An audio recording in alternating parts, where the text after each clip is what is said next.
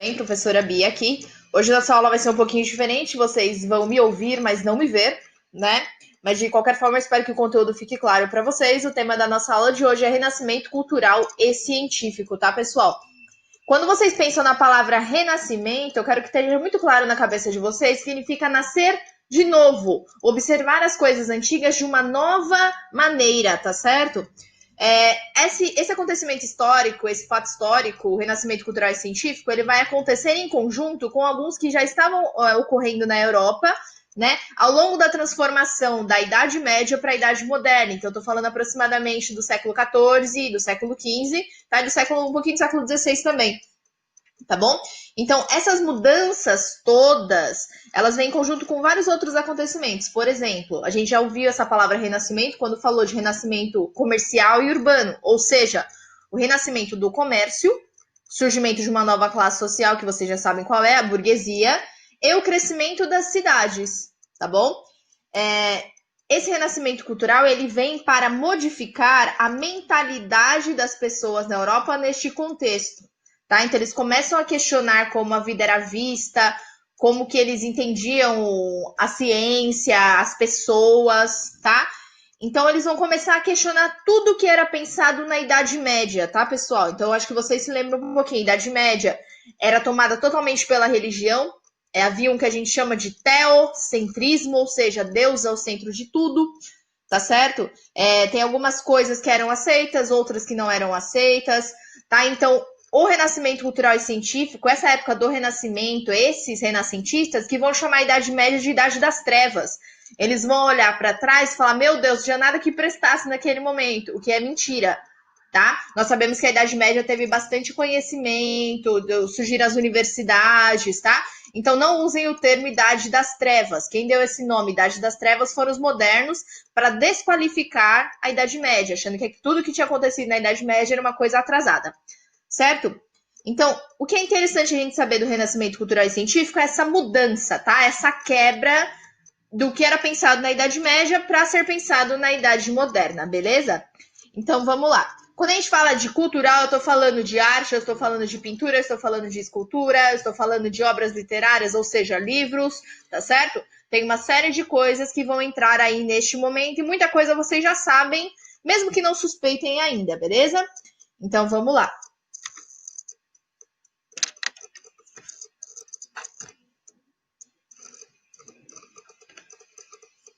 Então, o que é o Renascimento? Ele é um movimento de mudanças culturais surgidos na Europa, certo? Inicialmente na Itália, tá bom, pessoal? Então, da Itália, algumas cidades como Florença, principalmente, vai passar de Florença, vai passar para Roma e depois vai se espalhar por toda a Europa, tá? Então, em algum determinado momento, algum determinado tempo, a Europa toda passou por este processo, tá bom? Pessoal, lembra que eu falei que eles queriam esquecer um pouco o que aconteceu na Idade Média, desqualificar a Idade Média? Então eles pensavam o seguinte, olha, a Idade Antiga que era legal. Boa era a civilização grega, a civilização romana, que eles eram grandiosos, a arte deles que deve ser valorizada, não a arte da Idade Média. Então eles têm um desejo de retomar a cultura greco-romana, tá? Preste atenção ali no porém. Eles não queriam copiar a arte greco-romana, eles não queriam copiar isso, mas eles queriam trazer uma nova mentalidade para ela, tá? Uma nova roupagem, uma nova maneira de observá-la, tá bom? Então eles não queriam copiar, eles queriam criar a partir dela, certo? As principais características do Renascimento, pessoal. Primeiro de tudo, o humanismo. O foco agora, pessoal, vai ser o ser humano, as ações humanas. Então, eles vão deixar um pouquinho a religião de lado, lembrando, eles não vão deixar de acreditar em Deus. Eles não vão se tornar ateus, tá certo? Mas eles vão deixar um pouquinho o foco da religião para lá e focar nos seres humanos, nas virtudes humanas, nas capacidades humanas, nas sensações humanas, tá certo? Nas descobertas humanas, beleza? Abaixo vem o antropocentrismo. Olha o palavrão aí, que beleza. Pessoal, esse antropo é de homem, tá? Então, o homem é o centro da criação. Ele é a criação mais perfeita de Deus, tá bom? Então, já tem uma diferença com a Idade Média. A Idade Média era caracterizada pelo teocentrismo. Deus é o centro de tudo. Nessa época do Renascimento, o foco vai ser o antropocentrismo. O homem, o ser humano e as suas virtudes, certo? O próximo ali, o otimismo, a ideia de progresso. Então eles vão observar o mundo, eles vão ficar curiosos sobre o mundo, como o mundo funciona, como o vento pode gerar força para gerar uma máquina, né? Como que a gente pode usar isso ao nosso favor, tá certo? Então eles vão começar a pensar, a apreciar a beleza do mundo e tentar reproduzir em tudo que eles fazem, tá certo? Por último, racionalismo. É a valorização da razão humana, ou seja, do pensamento racional do homem, do que nos difere dos outros animais, certo? O pensamento racional humano, a valorização da razão, do conhecimento científico, tá? Então agora não é mais o achismo, eu acho que é assim, Deus que quis assim. Não, você vai pesquisar e entender utilizando a ciência, tá bom? Então tudo isso são modificações nas mentalidades, o que levou bastante tempo, tá certo? E isso é o padrão do renascimento, tá? Essas são as palavras-chave. Então, toda vez que eu falar de renascimento, vocês pensem em humanismo, antropocentrismo, otimismo, racionalismo, tá? E esse cientificismo também que eu falei do conhecimento científico, beleza? Vamos lá, pessoal. A vida do artista não era fácil, tá certo? Então, assim, por exemplo, um pintor, um escultor, ele tinha que dedicar a sua vida toda para isso, tá? Então, o que acontece? As artes renascentistas eram patrocinadas, ou seja, financiadas, tá? Alguém investia dinheiro neles, por alguns burgueses. Os burgueses queriam se aproximar da nobreza nesse sentido, então eles pagavam os artistas para fazerem obras, né? Para patrocinar esse serviço deles. Então, podiam ser os burgueses, podiam ser os príncipes, os cardeais, a igreja financiava a arte para colocar nos seus templos, né? Nas suas igrejas, assim, as suas grandes construções, né? E quem era patrocinador dessa arte tinha um nome especial. Então, por exemplo, aquele ali é o meu mecenas, tá? E não confundam com mecenas na Grécia, tá? Tem diferença. Mecenas é o cara que patrocina a arte, que paga para o artista dedicar a vida inteira dele só para isso, beleza? Então, o artista vai poder ficar lá na casa dele, fazer a arte dele com toda a calma, porque ele está sendo pago por um mecenas, tá? E ali a curiosidade, né? Esse nome mecenas vem de Caio Mecenas. Esse cara financiava os artistas da antiga Roma, né? Na época do Otávio Augusto, o primeiro imperador romano, beleza? Vamos lá. Então, como eu falei aqui, esses financiamentos artistas podiam se dedicar unicamente à criação das suas obras. Então, por isso que eles tinham esse tempo viável para criar tanta coisa, tá? Eles eram financiados pelos mecenas. E aí, em 1448, teve uma grande invenção de extrema importância que nós utilizamos até o dia de hoje, tá? A invenção da imprensa, pessoal. Quando a gente pensa em imprensa, não estou falando de jornal nessa época, tá? Eu estou falando da impressora, a máquina de impressão. Não sei se vocês lembram, na Idade Média, pessoal, quem escreviam as coisas eram os monges copistas. Então, eles pegavam a obra original e ficavam lá escrevendo. Então, tinha só uma unidade. Não podia imprimir várias, né? Então, agora com a invenção da imprensa, com a máquina de impressão, eles podem reproduzir as ideias em mais livros. Então, vai ter mais de uma unidade. As pessoas vão ter mais contato com isso. E isso contribuiu para que essas ideias humanistas que eu falei ali para vocês, elas se espalhassem por toda a Europa, tá? E outra, impressão da Bíblia também. Lembra que eu falei? Eles não deixam de ser religiosos, mas falta um pouco o nome. Mas mesmo assim, eles ainda leem a Bíblia. Então agora poderiam ter várias cópias da Bíblia, por exemplo. Tá? Então isso é uma invenção extremamente importante. Tá certo? Eu quero que vocês pensem um pouquinho agora quem são essas pessoas e qual é a referência daqui. A gente vai falar um pouquinho agora de renascimento artístico. Quem foram os principais responsáveis pelo renascimento da arte nesse momento, tá? Vamos ver se vocês têm um palpite. Essa eu acho que vocês vão ficar bastante curiosos, tá?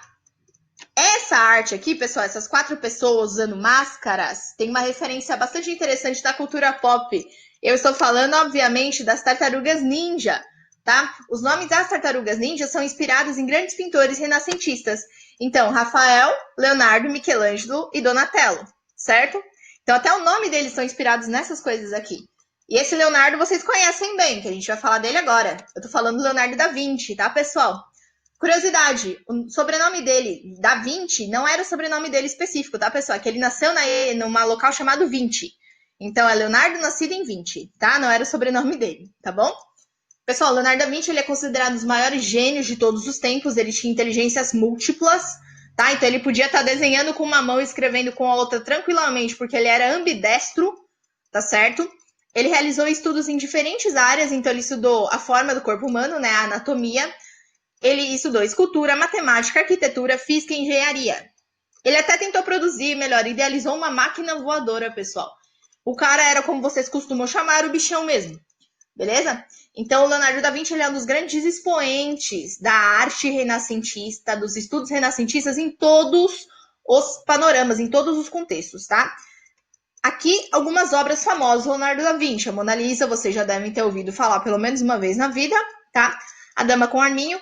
Percebam que ele está tentando trazer o traço humano para a arte, diferente das artes das iluminuras da Idade Média, no sentido de ter uma focada apenas para a religião, esse tipo de coisa. Então, olha, ele traz o ser humano, beleza?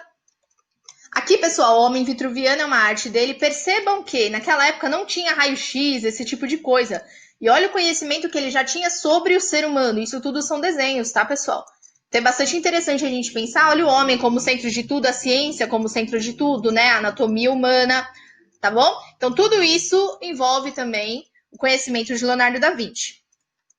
Essa daqui é a máquina voadora que eu falei para vocês, pessoal, que seria um protótipo de como posso falar, um helicóptero, tá? Então muita gente fala, fica aquela briga entre o Santos Dumont e os irmãos Wright, mas Leonardo da Vinci já tinha uma ideia do que seria uma máquina voadora na cabeça, tá? Isso já no século XV, século XVI eu tô falando. Beleza? O próximo, Michelangelo. Michelangelo Buonarroti. Ele foi um pintor, escultor e arquiteto italiano, e essa daqui é uma obra bastante famosa, né? Chama-se A Criação de Adão. Essa obra em especial tem uma coisa que deve ser lembrada, no sentido de o homem e a religião. Então, o homem busca Deus, ele está ali presente, mas ele busca Deus se ele quiser, o livre-arbítrio, né? Então, está representando a criação de Adão, né? Da mitologia cristã. Essa obra é uma das mais famosas dele, e ela fica no teto da Capela Sistina, pessoal. Dá para acreditar no negócio desse? É muito bonito, é bastante legal de apreciar, né? Uma obra que fica no teto, né? Então, fica no teto da Capela Sistina e chama-se O Juízo Final. Essa daqui também, pessoal, é uma estátua bastante famosa dele, a estátua de Davi. O Davi é o personagem da mitologia cristã, né? O pequeno que enfrentou o gigante Golias, né? E acabou vencendo ele. Aqui dá para ter uma dimensão do tamanho dele, né? Quando a gente olha aqui de fora, parece pequenininho, mas a estátua, se eu não me engano, tem 5 metros e 17 centímetros, alguma coisa assim, tá? Então, olha aqui o cara fazendo a manutenção na estátua, fazendo a limpeza da estátua, né? Lembrem-se, olha o foco na perfeição humana. Essa arte, ela foi construída em mármore, tá? É mármore Carrara que chama, que é extremamente valorizado devido à sua cor, né? Devido ser o material mais propício para fazer esse tipo de arte. E ela lembra bastante a arte grega e romana, como eu falei para vocês. É um resgate da cultura greco-romana. Aqui, ó, dá para comparar agora usando essas daqui, né? Então, dá para perceber que eles estão pegando o padrão greco-romano. Então, a idealização da beleza, dinamismo, leveza, né? Representação das divindades, de atletas. Então, aqui, a arte romana, esse aqui é o Otávio Augusto, tá, pessoal? Então, a valorização dos feitos políticos, enfim. Eles estão pegando esses elementos e trazendo de volta na arte renascentista. Então, quando o Michelangelo fez o Davi, ele tentou trazer isso daqui, tá certo? Então, vamos pro próximo. Rafael Sanzio, né? Ele era um pintor italiano e um dos grandes expoentes do Renascimento. Essa daqui é uma das primeiras obras dele, tá, pessoal? É o Casamento da Virgem. Percebam como ele traz os aspectos humanos mais pra frente, né? Ele deixa os seres humanos bastante à vista. Aqui, ó, a Escola de Atenas. Essa aqui é uma obra famosa também. Então, ele tentou desenhar o que seria uma escola em Atenas, os filósofos, né? Lembra que eu falei que eles trazem esses elementos greco-romanos? Então, esse daqui representa a arte que ele fez, a Escola de Atenas. E o Donatello, ele é um escultor renascentista italiano. Olha essa obra, pessoal. Isso aqui é o São João Evangelista, que ele fez também em mármore, se não me falha a memória, tá? Tem uma série de obras de escultura, principalmente do Donatello. E tem outros artistas, tá, pessoal? Se eu fizesse um slide com todos os artistas renascentistas, ia ter bastante coisa, né? Mas essa obra aqui também é bastante famosa, O Nascimento de Vênus. Vênus é uma deusa da mitologia romana. Já conversei com vocês sobre isso, tá? Quem fez essa obra foi um cara chamado Sandro Botticelli, tá bom? Então percebam como traz os elementos humanos, apesar de misturar com a religião ainda em alguns aspectos, tá? Trazendo a cultura greco-romana de volta. Além das artes, pessoal, aconteceu o renascimento da ciência. Lembra que eu falei que toda vez que renascimento é uma mudança do modo de pensar das pessoas, tá? Então, além da arte, o renascimento trouxe avanço dos estudos científicos e novas teorias científicas, tá bom? A teoria principal deste momento é a chamada teoria heliocêntrica, tá? Ou seja, esse palavrão todo significa que o Sol é o centro do universo. tá? E os planetas que giram ao redor dele. Na Idade Média, acreditava-se no geocentrismo, que a Terra é o centro do universo, tá? Então ele fez essa teoria, né? Fez todos os desenhos, todos os panoramas, estudou a fundo, tá certo? E aí uma pessoa que acreditava nessa teoria, ele realmente a confirmou, que é este rapaz aqui. Galileu Galilei, o pai da ciência moderna, tá, pessoal? Ele era matemático, físico e astrônomo italiano, e ele confirmou o heliocentrismo do Nicolau Copérnico, que vocês viram no slide anterior, tá? Além disso, ele fez a luneta e descobriu os satélites de Júpiter e as manchas solares. Então, olha o tanto de evolução que o pensamento dele trouxe, essa investigação científica trouxe, né? Porém, naquela época, pessoal, a igreja ainda tinha bastante poder e ele foi considerado herege, ele foi perseguido por defender as suas ideias. Lembram da Inquisição Católica, pessoal? Se você não segue nada da religião, se você duvida da religião, você é perseguido? Isso aconteceu com Galileu Galilei. Ele foi obrigado a ir em praça pública a negar o que ele tinha estudado. Mas depois a igreja, muitos anos depois, a igreja reconheceu que foi um erro persegui-lo e que ele estava certo, tá bom? Mas tudo isso ele fez. Então ele confirmou que o Sol é o centro do universo, os planetas giram ao redor dele, não o contrário, tá certo? Inventou a luneta, descobriu o satélite de Júpiter e as manchas solares, certo? Além da ciência, pessoal, teve renascimento também. Opa! Essa imagem é importante. Eu me antecipei um pouquinho, mas preste atenção aqui. Muitas pessoas aí de fora, políticos, falam que a Terra é plana.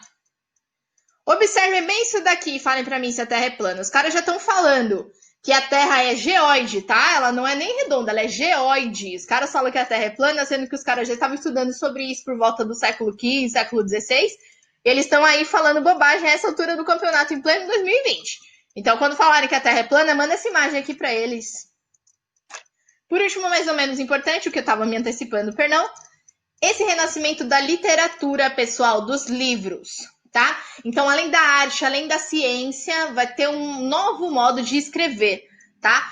Essas obras aqui são as mais importantes, assim, é que eu quis destacar, mas tem outras, tá? Principalmente literatura portuguesa, que geralmente cai em prova, cai em vestibular, tá? Então, depois eu vou passar uma listinha para vocês lá no blog, se vocês quiserem conhecer e ler futuramente, tá? Acho eu que Romeu e Julieta, vocês já sabem como que é, vocês já ouviram falar, ela é retratada bastante em música, né? A história de um amor impossível entre duas famílias rivais, né? O Dom Quixote de La Mancha, do Miguel de Cervantes, é uma coisa bastante interessante. Se vocês analisarem a capa, dá para perceber que o protagonista, o Dom Quixote, ele tá com uma armadura medieval.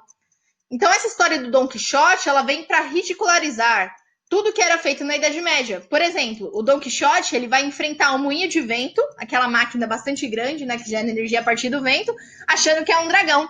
Então, representa os medos das pessoas na Idade Média, ridicularizando isso daí, como se isso fosse atrasado, tá certo? Como se ele não se encaixasse no tempo moderno. E temos também a Divina Comédia, do Dante Alighieri, certo? Que é uma obra bastante conhecida, que eu recomendo muito a leitura a propósito, tá? Então, o Renascimento trouxe novas ideias, novas roupagens, novos modos de vista, tá? Pontos de vista diferentes para a Idade Moderna, tá bom? E agora é a vez de vocês, tá? Vocês devem escolher uma obra renascentista, pessoal. Pode ser a capa desse livro, pode ser um quadro ali do Da Vinci, pode ser um quadro do Rafael, enfim, tá?